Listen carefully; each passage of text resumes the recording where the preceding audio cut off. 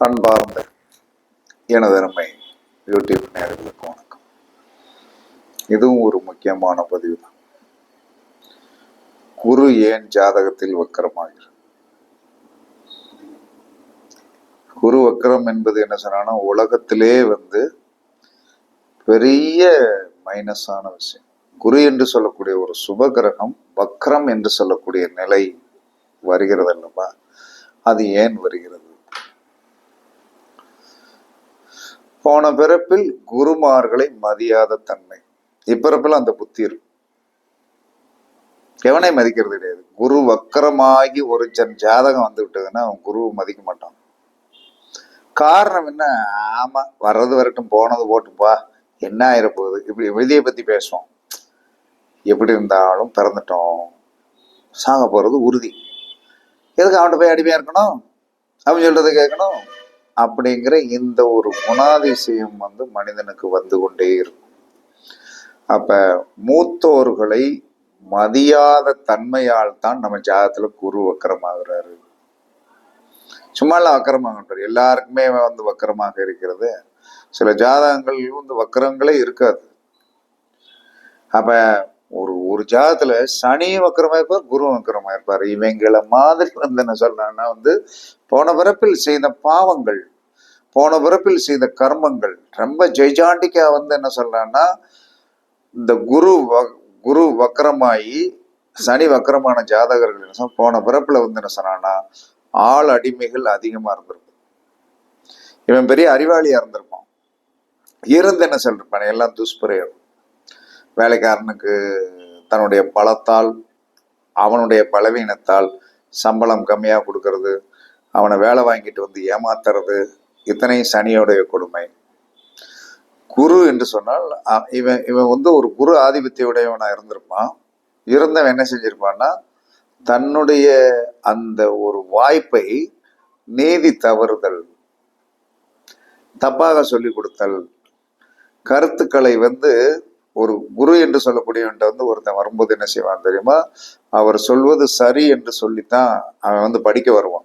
அப்ப இவர் என்ன செய்வது அப்படின்னா, இந்த குரு ஆதிபத்தியம் உடையவர் ஒரு கண்ணில் சுண்ணாம்பு வைக்கிறது, ஒரு கண்ணில் வெண்ணெய் வைக்கிறது. தனக்கு பிடித்தமான மாணாக்கர்களை தட்டி கொடுப்பது, அவரை பாராட்டுவது, மற்ற பிடிக்காத மாணவர்களை துவேஷம் பண்ணுவது, துவேஷம் பண்ணி சிரிக்க வைப்பது. ஒருத்தனை ஏசும்போது அவனுடைய பக்கத்துல இருக்கிறவன்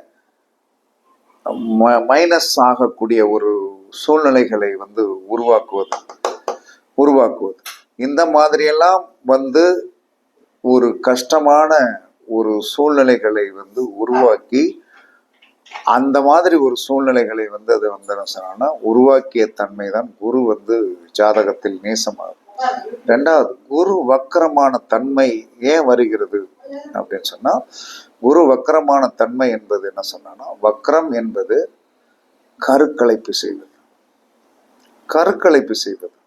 இந்த கருக்கலைப்பு போன பிறப்பில் யாரு செய்திருந்தாலும் இப்பிறப்பில் குரு வக்கரமான வீட்டில் கருக்கலைப்பு வரும்.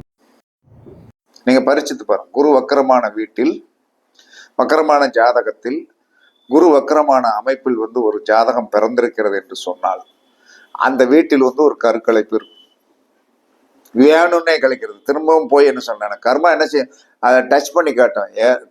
வக்கரம் என்று சொல்லக்கூடியதே ஒரு மைனஸ் தான். திரும்ப என்ன சொன்னான்னா கருக்கலைத்தலை அது உண்டு பண்ணி திரும்பவும் தனக்கு ஒரு தீனி போட்டு கொடுக்கும். அப்ப இந்த குரு வக்கரமான ஜாதகங்கள் என்ன சொல்லலாம்னா, உங்களுடைய குழந்தைகளிடம் நீங்கள் ரொம்ப கவனமாக இருக்கணும். எப்ப எதிர்த்து நின்று என்ன சொன்னா, உங்களுக்கு எகெய்னஸ்டாக சாட்சி சொல்லக்கூடிய ஒரு தன்மை குரு ஜாதகத்தில் வக்கரமானவர்களுக்கு தன்னுடைய குழந்தையே எதிரியாக வரும். மனசுல வச்சுக்கிடணும். ஏன்னா தாங்கிறதுக்கு சக்தியை உருவாக்கிக்கிடுங்க. தன்னுடைய பெற்ற பிள்ளைகள் தன்னை எதிர்க்கும் அப்படின்னு தெரிஞ்சிட்டீங்கன்னா நீங்கள் அவங்களை மென்மையாகவே கண்டிக்கணும், அதே சமயத்துல சமாதானம் பண்ணணும், கண்டிக்கணும், சமாதானம் பண்ணணும். இப்படி போனீங்கன்னா தப்பிச்சிருவீங்க. நான் தான் அப்பேன், என்னை மீறி நீங்க அப்படின்னு இப்படி நட்டுக்க விரல நீட்டினீங்கன்னா போடா அப்படின்னு சொல்லிட்டு டாடா பை பை சீயுன்ட்டு போயிடும். இதான் குரு வக்கரம். எல்லாரும் இதை வெட்ட வெளிச்சமா சொல்ல முடியாம என்ன சொல்றான்னா, குரு வக்கரம் குரு வக்கரம் குரு வக்கரம். குரு வக்கரம்னா உனக்கு எதுக்கு வக்கரமாச்சுன்னு தெரியணும்ல. வக்கரமானதுக்கு காரணம் என்ன? நீ பண்ண அழிச்சாட்டம் தான். ஆமா, நீ பண்ண அழிச்சாட்டத்தால் தான் அந்த குழந்தை வந்து என்ன சொன்னா, பதுமையாக இருந்து கணம் பண்ண வேண்டிய ஒன்று தன்னுடைய வயது வந்த காலத்தில் வந்து நீங்கள் சின்ன பிள்ளையில அடிச்சு சொல்லி கொடுத்ததை கூட என்னைக்கு நீ என்ன அன்னைக்கு அடிச்ச இல்ல, என்ன நீ இப்படி பண்ண இல்ல அப்படின்னு சொல்லி அதை செய்.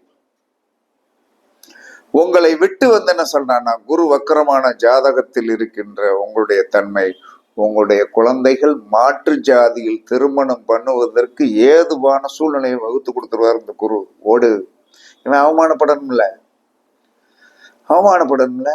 அப்ப அவமானப்படுவதற்காகவே என்ன செய்ய அந்த குரு என்ன செய்வார்னா, குழந்தைகளுக்கு ஒரு நிலை வந்த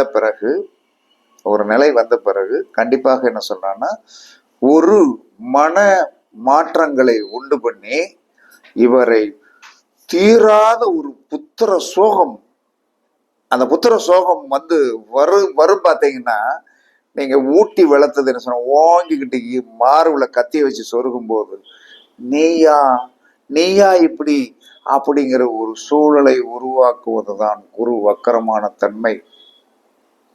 இதெல்லாம் மாற்றுக்கிறதுலாம் கிடையாது. அனுச்சவன் பூரா அறம்படாம இருக்கிறான். இதுக்கு என்ன செய்யும்? வழி இருக்கு இல்லையா?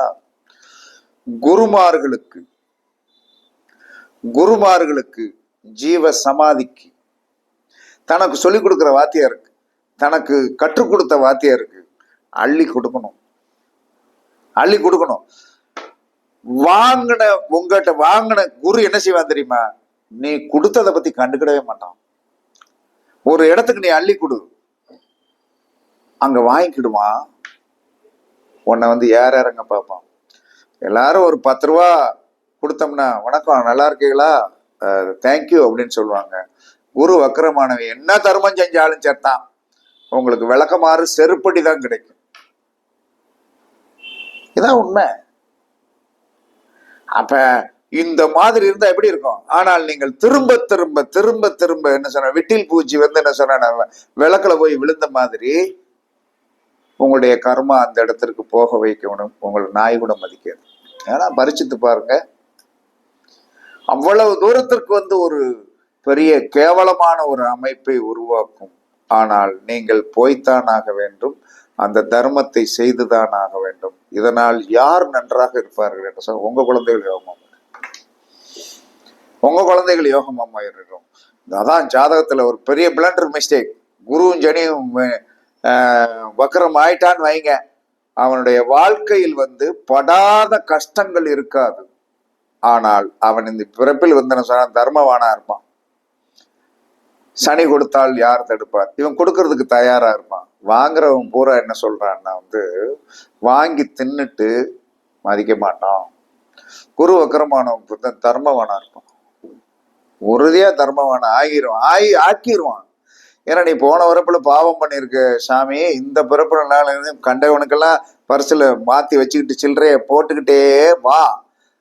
ஆனால் நீ எவனுக்கு கொடுத்தாயோ அவனிடம் தேங்க்யூன்னு சொல்லக்கூடிய வார்த்தையை எதிர்பார்க்காதே. கொடுத்துக்கிட்டே வந்துட்டே இரு, உன் கர்மா இதுதான் அப்படிமா. இதான் உண்மை. அப்ப இதெல்லாம் தெரியாம போய் வந்து என்ன சொன்னா, நம்ம உதவி செய்து கொண்டிருக்கிறோமே, நம்ம இப்படியெல்லாம் திரும்ப வந்து நம்மளை வந்து என்ன சொன்னா, இந்த மாதிரி வதப்படுத்துகிறார்களே என்று சொல்லக்கூடிய எண்ணம் உங்களுக்கு வரக்கூடாது. ஏன்னா நீங்க போன பிறப்புல பண்ண பாவம் தான் இப்ப நீங்க அனுபவிச்சுட்டு இருக்கீங்க. இப்ப நீங்க நல்லவர்களாகத்தான் இருக்க முடியும். கெட்டவர்களா மாறும். சனிய வக்கரமானவன் என்ன சாதிச்சு என்ன பண்ண முடியும்னு நினைக்கிங்க? முதல்ல சொல்லுவாரு, வேண்டாம், ஏற்கனவே பாவப்பட்டதுனாலதான் சனி வக்கரமாகி போச்சு, இன்னமும் எதுக்கு தொழில சுத்தமாக இருப்பார். ஒண்ணு. குரு வக்கரமானவன் என்ன சொன்னான், நீதி நியாயத்தை கரெக்டா சொல்லு. கேட்டா கேட்காட்ட போறான். நீ அடம் பிடிச்சு அவனை ஊட்டினாலும் அவன் ஒன்றும் பண்ண போறது இல்லை. அதே சமயத்தில் நீ எவ்வளவு தர்மம் பண்ணாலும் உனக்கு மதிப்பு இருக்காது. இதுதான் உண்மை. உங்களுடைய குழந்தைகளை நீங்கள் வந்து என்ன சொன்னா வளர்த்துட்டோம், பெருசா செஞ்சுட்டோம், அப்படி செஞ்சுட்டோம், இப்படி செஞ்சுட்டேன்னு நீங்க போய் வந்து என்ன சொன்னா உங்களுக்குள் ஒரு ஆளுமை பவரை குரு வக்கரமானவர்களுக்கு தேரும். உங்க குழந்தையால் அவமானம் வந்துடும். இப்பிறப்பில் நீங்கள் தர்மம் செய்ய வேண்டும் என்பது கட்டளை. அதை செய்து கொண்டே இருங்கள். ஆனால் உங்களுக்கு என்ன சொல்றான்னா வந்து உங்களுடைய மனம் நோகும்படியும் உங்களை கஷ்டப்படுத்தும்படியும் ஒரு செயல் நடந்து கொண்டே இருக்கும். அதை ஏற்றுக்கொள்ளுங்கள். உங்க பிள்ளைகள் நல்லா இருக்கும். ஒருத்தருடைய அடி இன்னொருத்தருடைய வளர்ச்சி. போன பிறப்பில் நாம் செய்த பாவம் இதெல்லாம் ஜோதிடத்தில் வந்து மறைக்கப்பட்ட விதிகள். நீங்கள் பரீட்சித்து பாருங்கள். கண்டிப்பாக வந்து என்ன சொன்னாலும் உங்களுடைய சூழ்நிலைகளும் உங்களுடைய சந்தர்ப்பங்களும் உங்களை இந்த நிலைமைக்கு இழிநிலைமைக்கெல்லாம் கொண்டு போகும். ஒரு கிரகம் வந்து நார்மலாக இருக்கிறதுக்கும் நார்மல் இல்லாமல் வந்து இருக்கிறதுக்கும் ஜோதிட சாஸ்திரம் எவ்வளவு விளக்கம் கொடுத்திருக்கிறது என்பது பார்க்கும்போது, வக்ரம் என்று சொன்ல் நாம் போன பிறப்பில் பண்ண பாவம், இப்பிறப்பில் அவமானம் அசிங்கப்பட்டு அதை ஏற்றுக்கொண்டு பெற்ற பிள்ளைகள் அதோடைய சுகபோகங்களை அனுபவிப்பார்கள், யோகங்களை அனுபவிப்பார்கள். அப்ப ஒருத்தர் வாங்கித்தான் ஆகணும். போன பிறப்பில் பண்ண பாவத்தால் வாங்கினவருடைய சந்ததி நன்றாக இருக்கும். அதனால குரு வக்ரம் என்பது ஒரு சாதாரண கருக்கலைப்பு. பெரியோரை மதிக்காத தன்மை. குழந்தைகளை வந்து போன பிறப்பில் வந்து என்ன சொன்னான்னா பட்டினி ஓட்டு தான் தின்னுட்டு இருந்திருக்கிறது. அந்த குழந்தை என்ன செய்யும்? ரொம்ப ஃபீல் பண்ணியிருக்கும். அப்ப அதெல்லாம் இப்பிறப்பிலும் அந்த லேசா அந்த சிம்டம்ஸ் தெரியும். வேண்டாம், நம்ம ஜாதகத்துல குரு வக்ரம். பிள்ளைகளுக்கு கொடுத்துட்டு நம்ம இல்லாமல் வயிறு பட்டினியாக படுத்தாலும் பிள்ளைகளுக்கு நீங்கள் கொடுத்துட்டு வந்து என்ன சொன்னா அதை பற்றி நீங்கள் வந்து பெரிதாக எடுக்காது.